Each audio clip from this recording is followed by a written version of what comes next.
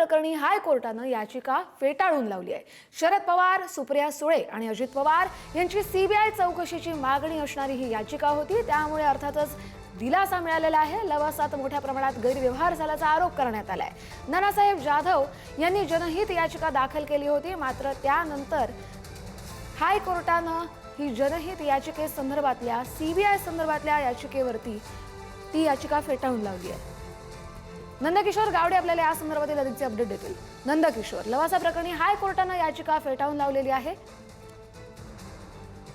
नक्कीच कस्तुरी, मागच्या आठवड्यात ही संपूर्ण जी याचिका आहे ती खरं तर कोर्टासमोर मांडण्यात आलेली होती आणि याचा संपूर्ण निकाल जो आहे तो राखून ठेवण्यात आलेला आपल्याला पाहायला मिळत होता। आणि आज या संपूर्ण निकालावरती खरं तर जी याचिका होती तीच हायकोर्टानं फेटाळलेली आपल्याला पाहायला मिळते।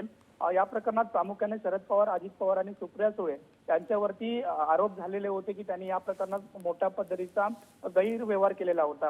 न्यायाधीश चंद्रशेखर आणि न्यायमूर्ती गौतम अखंड यांनी हा संपूर्ण निकाल दिलेला आहे। याच लवासा प्रकरणात गैरव्यवहार झाल्याचा आरोप खरं तर मोठ्या प्रमाणात वेगवेगळ्या स्तरावरती करण्यात आलेला आपल्याला पाहायला मिळते। याच्या अगोदर सुद्धा एक याचिका होती ती 2023ला निकालात काढण्यात आली होती आणि त्याच्यानंतर पुन्हा एकदा ही याचिका खरं तर दाखल करण्यात आलेली आपल्याला पाहायला मिळत होती। नानासाहेब जाधव यांनी खरं तर ही संपूर्ण जनहित याचिका दाखल केलेली होती आणि याच प्रकरणात मागच्या आठवड्यामध्ये संपूर्ण जी सुनावणी होती ती पार पडलेली होती। निकाल राखून ठेवण्यात आलेला होता आणि तोच निकाल जो आहे तो आज देण्यात आलेला आपल्याला पाहायला मिळतात।